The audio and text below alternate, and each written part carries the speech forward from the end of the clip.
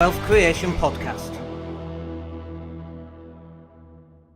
And welcome everybody, it's Dan. Happy Monday to you, if you're listening on a Monday anyway. It's a Monday today. I don't know when you're going to listen. Anyway, welcome to Mindset and Hustle Show. What I wanted to talk about in today's session was about finding the right balance between work and living, really, like work-life balance. Said that really badly, didn't I? But actually, I want to cover something extra than that, because it's not just, it's not just work and it's not just life. I mean, for me, work and life is completely mixed up together, right? It's just how I work these days. But obviously, not everybody works like I do. You go to work, you come home.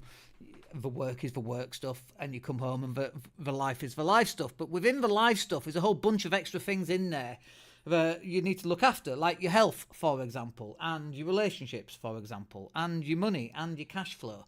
And we talk in all the podcasts that we've done for the last 7 years about all of those different things. And sometimes I kind of feel like I'm a stuck record where we're having to say the same things over and over again. But we try and say things in a slightly different way, because sometimes it will click differently with different people. And certainly something I've been thinking about the last couple of weeks is that this is not about you being perfect, or me, by the way. It's definitely not about me being perfect either. It's just about me being better than I was.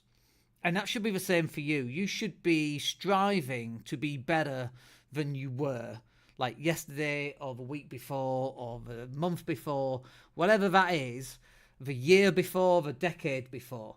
And really, these are the things that are really important right now. And so in order to do that, you have to work out, well, where are you right now? Where do you want to get to? And then you can work out the steps in between that will get you from where you are right now to where you want to get to. And so the first part of this process then, in order to find the balance between work and life living, is that you need to start working out what's important to you. Because if you don't know what your priorities are, if you don't know what your values are, then you just go and do any old thing. And sometimes it aligns to what you want, or sometimes you go and do other things for other people which have nothing to do with you, won't even help you, and they probably might not appreciate it. But actually, if you could spend that time doing something that helps other people, that also aligns to what you want to do, then you're going to get much more out of that. And that's really what this is about. Again, this is not about being perfect. I hurt my shoulder today. I'm supposed to be going into a CrossFit competition, as you've just seen, if you've seen my post. And then, next day of training, I hurt myself. And it's like, that's okay. It's totally fine. It's not about being perfect. There is no such thing as perfection. It'll get better in a few days. I'll start training again. And it's about improving all the time and continually improving. But you can't improve. Like, what is improvement? Improving is being better than the day before, but heading towards a particular direction.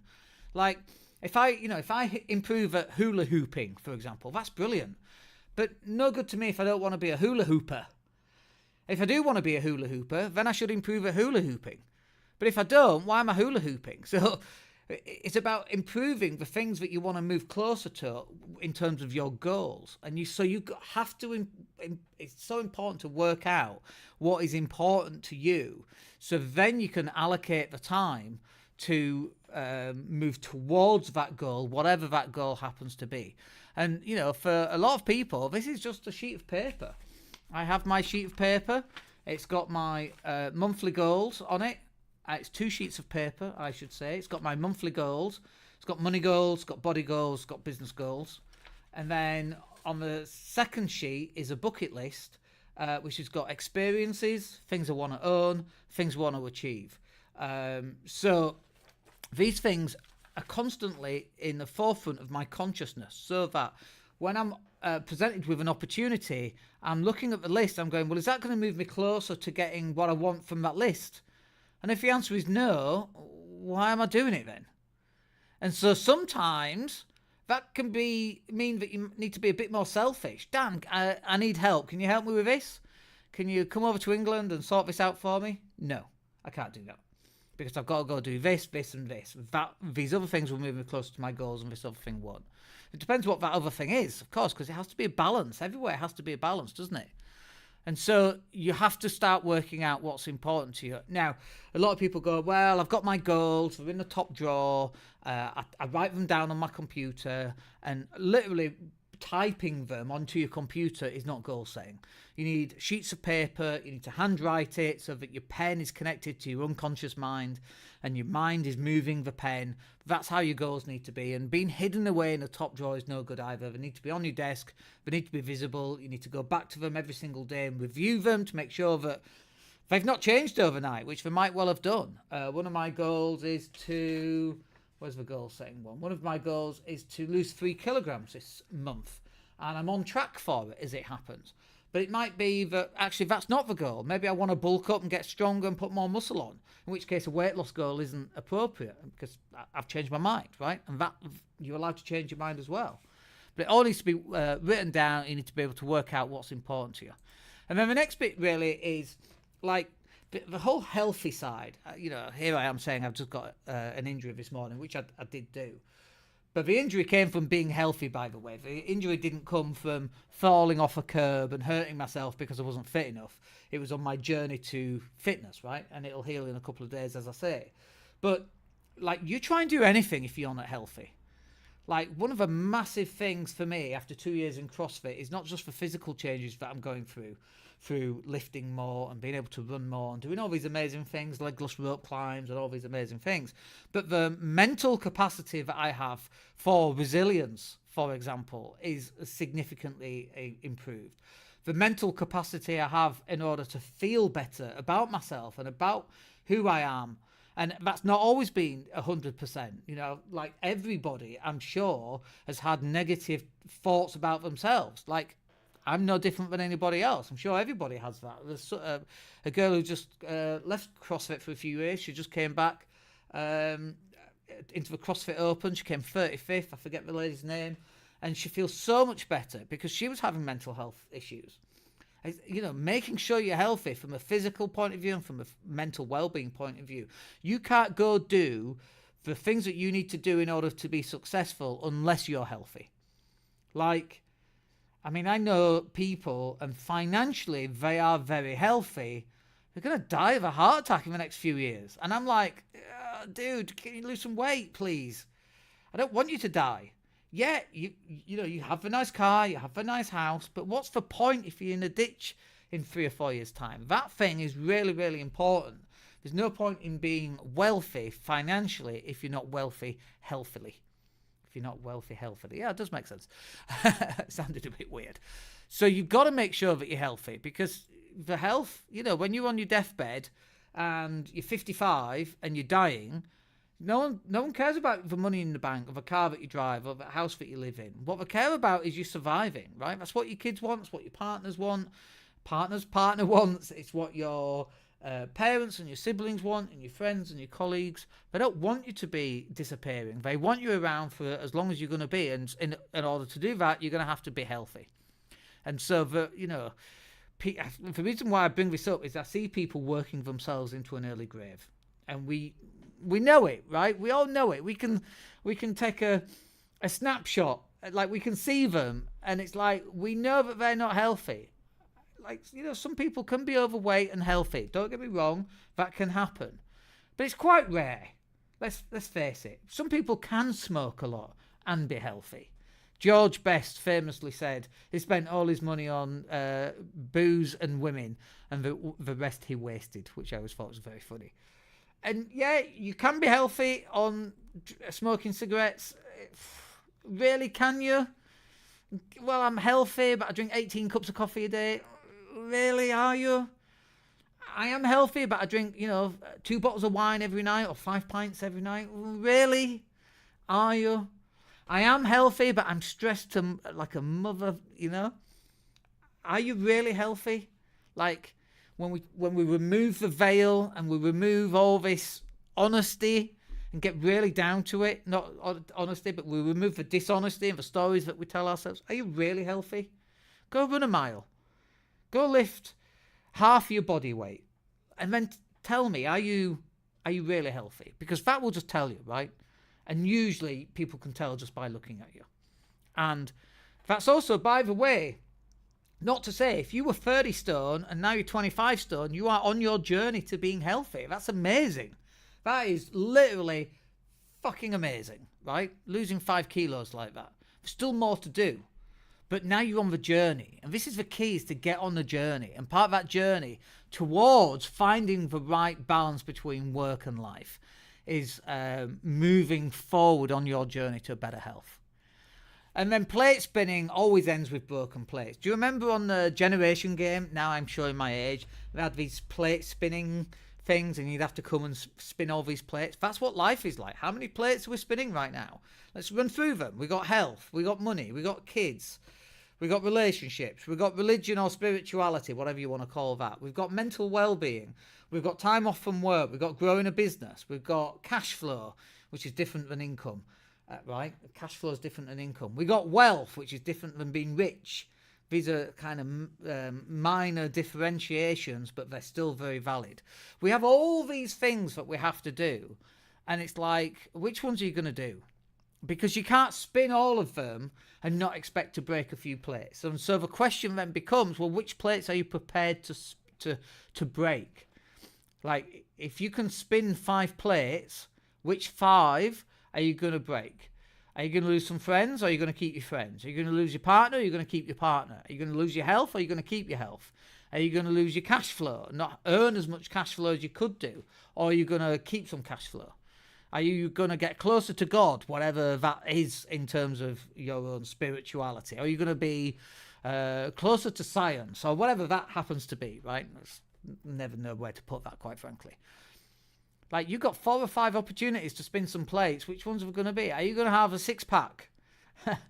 In which case, what are you prepared to lose for the 6-pack? You know, you have to lose some stuff, right? Plate spinning always ends up with broken plates. And when you're spinning 7 or 8 or 9 different plates and you're trying to do everything, usually you're going to feel quite unfulfilled. And so I would say we get 2 or 3 big ones. Like, 3 big ones is nice. Like, what's really important? Health. Like, you could choose, and by the way, health can mean anything, couldn't it? Like, you could choose health, income, and relationships. But maybe, you know, these things can be broken down. Maybe relationships is relationship with your partner and relationships with your kids. Is that 2 or is that 1?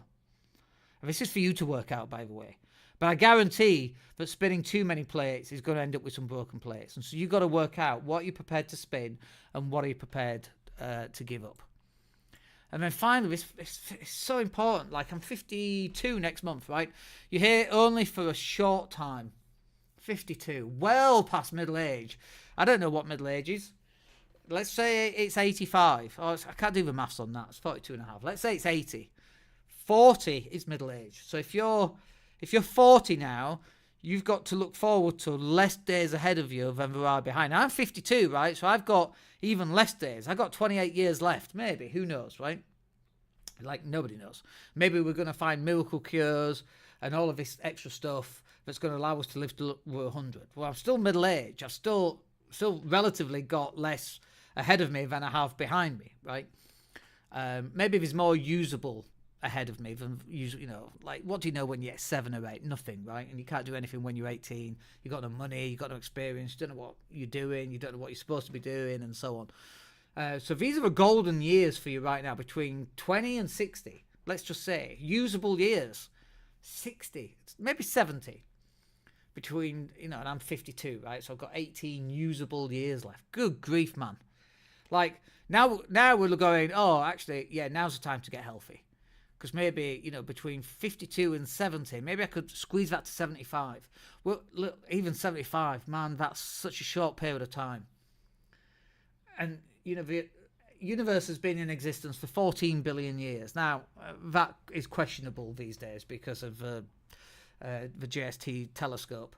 You know, they've found galaxies as old as the universe that shouldn't exist. And so who knows how old the universe is. But we were dead a long time. We were dead 14 billion years, and now suddenly we're alive for 70 or 80, 90 years. And then I expect we'll be dead for a lot longer, right? Until the end of time itself, and we won't even know. And so we've got this 70, 80, 90 years. So we're here for such a short period of time. And we're worried about bullshit. And I know the bullshit is magnified, right? Because that's our life. And this is why we should travel. Because when you travel, the bullshit gets smaller because it's demagnified when you travel. We just started filming a lot more. We've got this really fancy drone called a Hover X1. We've got this device, and we're going to start filming a lot more with this device. It's a really cool piece of kit. And it's like, okay, now I need to find some interesting things to go film. So we filmed CrossFit this morning. I'm going to go to the basketball court. We're going to walk along the beach. And it's ridiculous, right? And it's ridiculous because the only reason I'm off to do those things, all right, maybe not CrossFit, but basketball, the walk along the beach, to go sit in a beach hut and have a Coke Zero. Like, the only reason I'm doing that is for footage. And it's like, what the hell, Dan? You live in this beautiful place. Why are you not hiking in the woods anyway? Why are you not going to do all these amazing things? Instead, no, I'm going to sit on the couch and I'm going to watch bloody Netflix.